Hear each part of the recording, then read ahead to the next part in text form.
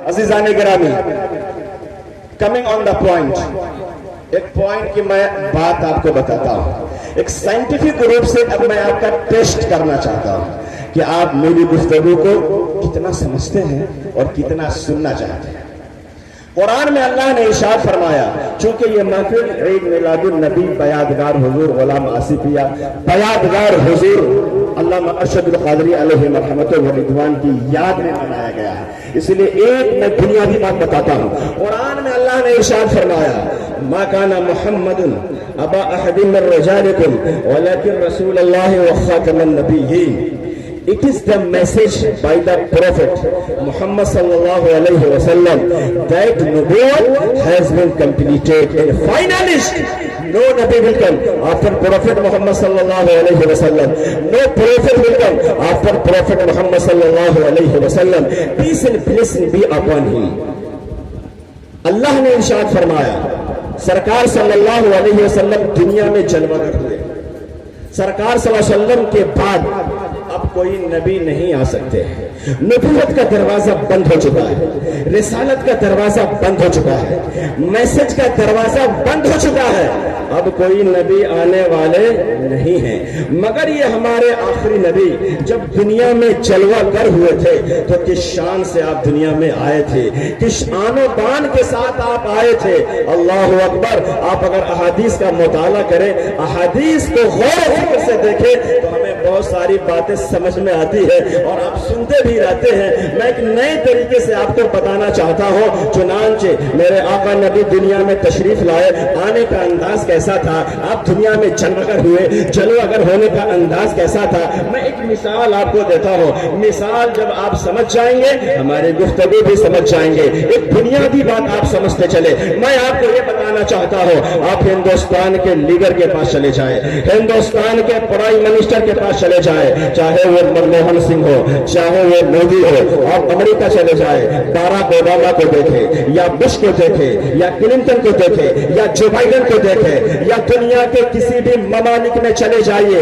دنیا کے بڑے بڑے ممالک میں پریزیڈنٹ ہونے کے لیے عالم کا ہونا کمپلسری ہے، ڈاکٹر کا ہونا کمپلسری ہے، اور جینیس کا ہونا ضروری ہے، انٹیلیجنٹ کا ہونا ضروری ہے. کیوں؟ اس لیے کہ بغیر علم کے without education you cannot live.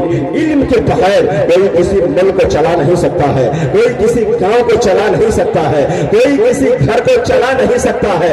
اگر کوئی گھر کا نظام چلانا چاہتی ہے، ہماری ماں اگر گھر کا نظام چلانا چاہے، ہماری بہن اگر کچن کا نظام چلانا چاہے تو ہماری بہن کو یہ پتا ہونا چاہیے کہ مرچ کہاں ہے، مسالہ کہاں ہے، ادرک کہاں ہے، لہسن کہاں ہے، پیاز کہاں ہے. تب جا کے یہ کچن کا نظام صحیح طریقے سے چلا سکتی ہے. آپ بائک چلانا چاہتے ہیں، آپ کو پتا ہونا چاہیے کہ بائک چلانے کے لیے آپ کو گیئر کا پتا ہونا چاہیے، بریک کہاں ہے اس کا پتا ہونا چاہیے، اسکیلیٹر کا پتا ہونا چاہیے. اس کے بغیر آپ ڈرائیو نہیں کر سکتے ہیں. ہندوستان کا پرائم منسٹر اگر ایلیٹریٹ پرسن ہوگا، جاہل ہوگا، تو اسے پتا نہیں چلے گا کہ ہم اتر پردیش کا نظام کیسے چلائیں، پرتاپ گڑھ کو ہم کیسے ڈیل کریں، ہم مہاراشٹر کو کیسے ڈیل کریں، کرناٹک کو کیسے ڈیل کیا جائے. پتا کیا چلا؟ علم کے بغیر کوئی کسی ملک کو چلا نہیں سکتا ہے، کوئی کسی گھر کو چلا نہیں سکتا ہے. کیوں؟ اب علم میں چاہے دین کا علم ہو یا دنیا کا علم ہو، علم کا ہونا ضروری ہے. بغیر علم کے کوئی کسی ملک کو چلا ہی نہیں سکتا ہے. آئے میرے بھائیو، ہندوستان تو ایک مخصوص کنٹری ہے، ہندوستان میں مخصوص افراد رہتے ہیں. بلکہ پوری دنیا کا جائزہ لیجیے، پوری دنیا میں تقریباً 7 ارب لوگ رہتے ہیں، 200 سے زیادہ ملک پایا جاتا ہے. ہر ملک کو چلانے کے لیے ایجوکیٹڈ پرسن کا پریزیڈنٹ ہونا کمپلسری ہے. اور آپ کو پتا ہے کہ اللہ تعالیٰ نے پیارے مصطفیٰ کو دنیا میں جلوہ گر کیا تو صرف عرب چلانے کے لیے نہیں بھیجا، عجم کو چلانے کے لیے نہیں بھیجا، صرف بھارت کے عاشقوں کو چلانے کے لیے نہیں بھیجا، صرف ایشیا کو چلانے کے لیے نہیں بھیجا تھا، بلکہ اللہ تعالیٰ نے پوری اپنے محبوب کو پوری دنیا چلانے کے لیے بھیجا تھا، پوری دنیا کو لیڈنگ کرنے کے لیے بھیجا تھا. تو جب دنیا کے مخصوص کنٹری کے لیڈر کے لیے ہائی عالم ہونا کمپلسری ہے تو اندازہ لگائیے کہ اللہ نے اپنی پوری خدائی کو چلانے کے لیے جب اپنے محبوب کو بھیجا ہے عالم بنایا ہوگا، کتنا علم دیا ہوگا، کتنا ایجوکیشن دیا ہوگا، کتنا ماہر بنایا ہوگا۔ قرآن اعلان کر رہا ہے وَمَا هُوَ عَلَى الْغَيْبِ بِضَنِينٍ کہ اللہ نے اتنا علم دیا ہے کہ آپ ظاہر بھی بتا رہے ہیں، آپ غائب بھی بتا رہے ہیں، زمین کی بات بھی بتا رہے ہیں، آسمان کی بات بھی بتا رہے ہیں۔ پتا کیا چلا؟ اللہ کے بعد رسول اللہ سے بڑھ کر کوئی عالم غیب نہیں ہے۔ اسی کی آخری دلیل دیتے ہوئے امام عشق و محبت، اچھے رضا، پیارے رضا، اللہ کی رضا، ہم سب کی رضا، امام محمد رضا، اسی کی دلیل دیتے ہوئے ارشاد فرماتے ہیں کہ یا رسول اللہ اور کوئی غیب کیا تم سے نیہا ہو بھلا، ارے جب نہ خدا ہی چھپا تم پہ کروڑوں۔ پتا کیا چلا؟ اللہ تعالیٰ نے سب سے زیادہ علم اگر کسی کو دیا ہے تو وہ پیارے مصطفیٰ کی ذات گرامی ہے۔ کہیے مچل کر سبحان اللہ۔ آج پوری دنیا کا جائزہ لے لیجئے، پوری دنیا میں کوئی بھی ایسا سائنٹسٹ پیدا نہیں ہوا ہے جسے تصرفات کی طاقت دی گئی ہو۔ ہاں، اسے ترکیبات کی طاقت دی گئی ہے کہ وہ معلومات کو ترتیب دے کر مجہولات کو حاصل کرتے ہیں، لیکن تصرفات کی طاقت کسی کو نہیں دی ہے۔ لیکن اللہ نے اپنے محبوب کو ایسی طاقت دی ہے کہ وہ چاہے تو مٹی کو سونا بنا دے، سونا کو چاندی بنا دے، آسمان کو زمین کر دے، زمین کو آسمان بنا دے۔ یعنی تصرفات کی طاقت اگر کسی کو ملی ہے تو وہ رسول اللہ کی ذات گرامی ہے، اعلیٰ حضرت سرکار۔ اسی لیے ارشاد فرماتے ہیں کہ یا رسول اللہ آپ کا پاور یہ ہے کہ سر عرش پر ہے تیری گزر، دل فرش پر ہے تیری نظر، ملکوت ملک میں کوئی شے نہیں یا رسول اللہ وہ جو تجھ پہ آیا نہیں۔ سبحان اللہ۔ پتہ کیا چلا؟ اللہ تعالیٰ نے سب سے بڑا عالم اس دنیا میں اگر کسی کو بنایا ہے تو پیارے مصطفیٰ کی ذات گرامی ہے۔ اور میرے آقا نے ارشاد فرمایا العلماء ورثۃ الانبیاء۔ کہیے مچل کر سبحان اللہ۔ علماء یہ ہمارے وارثین ہیں، علم کے وارث ہے، فضل کے وارث ہے۔ ہم اور آپ اگر آپ اپنے بیٹے کو وارث بناتے ہیں تو دولت کا وارث بناتے ہیں، جائیداد کا وارث بناتے ہیں، مکان کے وارث بناتے ہیں، لیکن نبی نے اپنے وارث جو بنایا ہے دنیا والوں کو علم کا وارث بنایا ہے، دولت کا وارث نہیں بنایا ہے۔ اسی لیے میرے آقا نے ارشاد فرمایا لا نورث ما ترکنا صدقۃ، کہ ہم کسی کو اپنی دولت کا وارث نہیں بنائے ہیں، جو ہم نے چھوڑا ہے وہ ہمارے غلاموں کے لیے صدقہ ہے، وہ ہمارے غلاموں کے لیے صدقہ ہے۔ اسی لیے آپ کو معلوم ہوگا باغ فتح کے بارے میں کہ باغ فتح یہ وہ باغ ہے جس کو سرکار صلی اللہ علیہ وسلم اپنے ذاتی تصرفات میں استعمال فرماتے تھے۔ سرکار کا وصال پرملال ہو گیا، حضرت خاتون جنت حضرت ابو بکر صدیق رضی اللہ تعالی عنہ کے پاس آتی ہیں اور عرض کرتی ہیں اے یار غیر مصطفیٰ، باپ جاتا ہے اور باپ کے جانے کے بعد مال کو بیٹے اور بیٹیوں میں تقسیم کر دیا جاتا ہے۔ ایک مسئلہ سنیے، مسئلہ بھی سنتے چاہیے۔ باپ جب تک زندہ ہے سارا مال باپ کا ہے، اور باپ کے انتقال کے بعد اب یہ مال بیٹے اور بیٹیوں میں تقسیم کیا جاتا ہے۔ پہلے آپ نہیں لے سکتے ہیں، پہلے آپ قبضہ نہیں جما سکتے ہیں، جب تک باپ زندہ ہے سب مال باپ کا ہے۔ باپ کے انتقال کے بعد اب وہ مال تقسیم کیا جائے گا، بیٹے کو بھی دیا جائے گا، بیٹی کو بھی دیا جائے گا۔ آج کل ہمارے عوام میں کچھ ایسی لفظشیں آ گئی ہے کہ بیٹا کو تو دیا جاتا ہے لیکن بیٹی کو نہیں دیا جاتا، یہ کہہ کے ختم کر دیا جاتا ہے باپ نے تمہاری وراثت تمہاری شادی پر خرچ کر دیا ہے، معاذ اللہ، یہ باپ بیٹی کا حق دبانا ہے۔ نہیں نہیں، پیارے مصطفیٰ صلی اللہ علیہ وسلم نے جہاں بیٹے کو وارث وراثت کا مالک بنایا ہے بیٹی کو بھی بنایا ہے، اس لیے ہم اور آپ اس پر غور کریں۔ خیر حضرت فاطمہ آئی عرض کرتی ہے اے یار غیر مصطفیٰ آپ ہمارے مال کو تقسیم کر دیجئے۔ یہ مسئلہ یہ ہے باپ جاتا ہے مال تقسیم تقسیم کیا جاتا ہے. ہمارے والد محترم دنیا ظاہری سے تشریف لے گئے, ہمارے مال کو ہمارے بہنوں میں تقسیم کر دیجئے.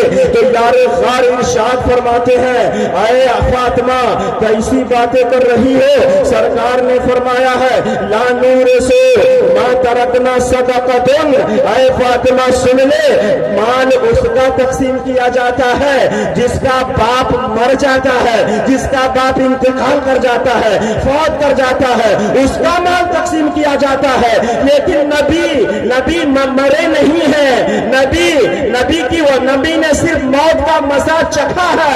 مال اس کا تقسیم کیا جائے جس کا باپ مر جاتا ہے. نبی زندہ ہے اس لیے ان کا مال تقسیم نہیں کیا جائے گا, ان کا مال ان کے غلاموں کے لیے صدقہ کر دیا جائے گا.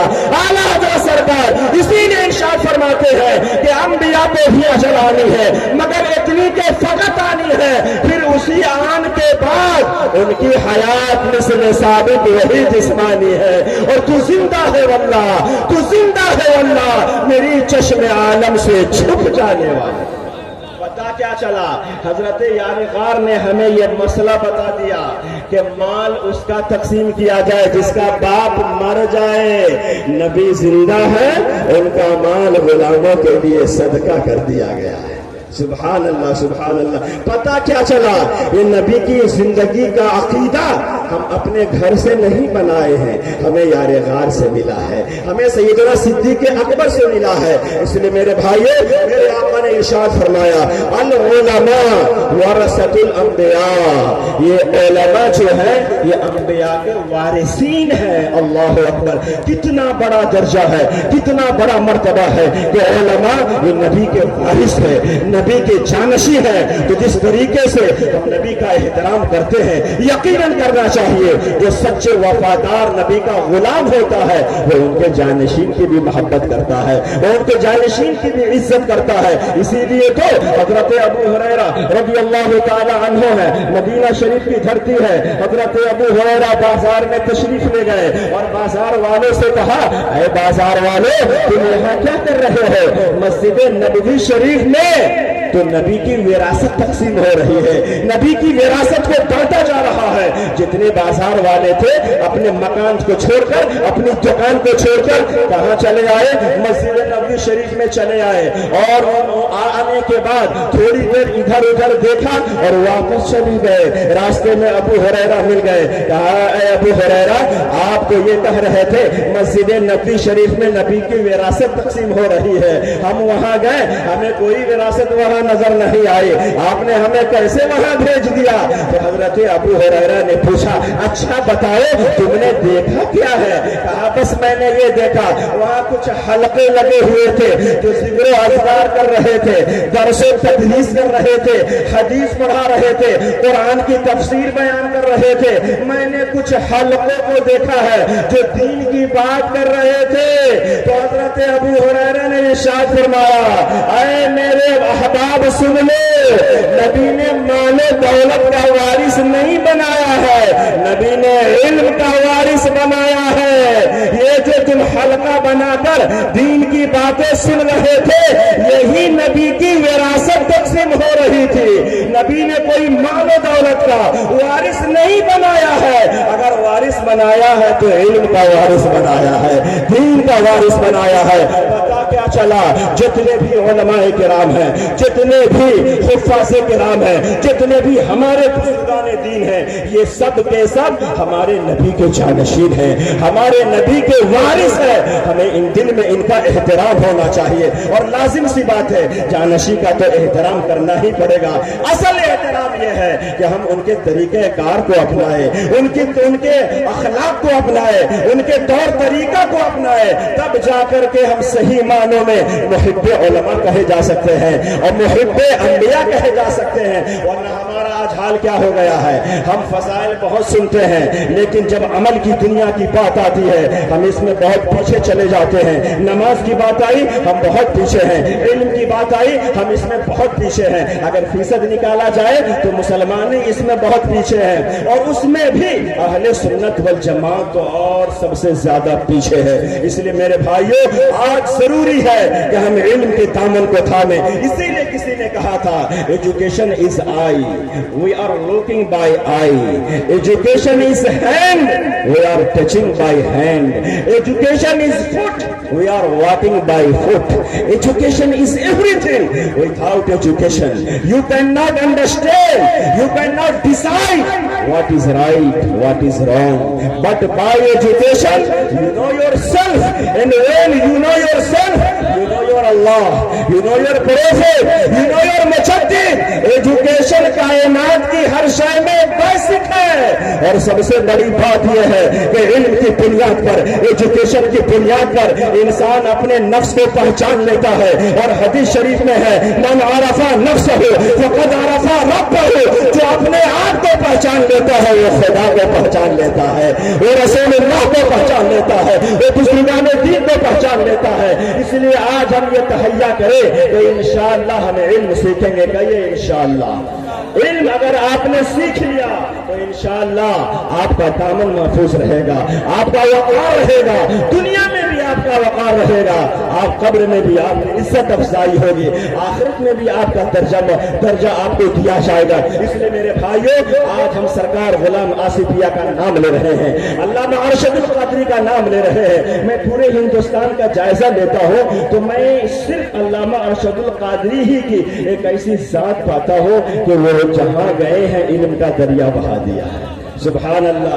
और आप हिंदुस्तान के उलमा का जायजा लें, अगर उन्होंने इल्म की खिदमत की है, किसी की खिदमत सिर्फ हिंदुस्तान तक, किसी की खिदमत सिर्फ नेपाल तक, किसी की खिदमत सिर्फ पाकिस्तान तक, लेकिन जब मैं अल्लामा अरशदुल क़ादरी की दीनी खिदमत का जायजा लेता हूँ, जब मैं दिल्ली पहुँचता हूँ तो वहाँ जामे हजरत निजामुद्दीन ये अल्लामा अरशदुल क़ादरी की याद ताज़ा कर रही है. जब आप कर्नाटक चले जाइए जामे हजरत बिलाल अल्लामा अरशदुल क़ादरी की याद ताज़ा कर रही है.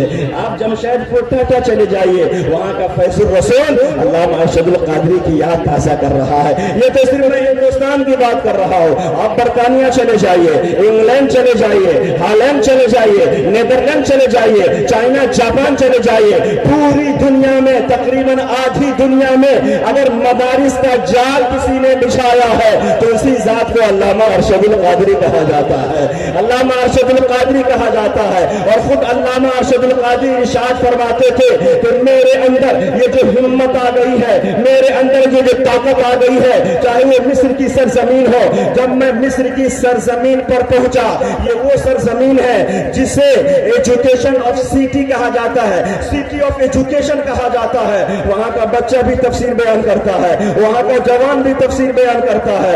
और जो ऊपर दराज है उसकी बात ही छोड़ दीजिए. 7 साल का बच्चा है वो कुरान की तफसीर बताता है, 10 साल का बच्चा है अहादीस करीमा का तर्जुमा करता हुआ नजर आता है. जब मैं खुद उस मिस्र की सरजमीन पर पहुंचा तो वहां भी एक मदरसा ऐसा है जिसको अल्लामा अरशदुल क़ादरी ने कायम फरमाया है, जिसको अल्लामा अरशदुल क़ादरी की याद ताज़ा कर रही है.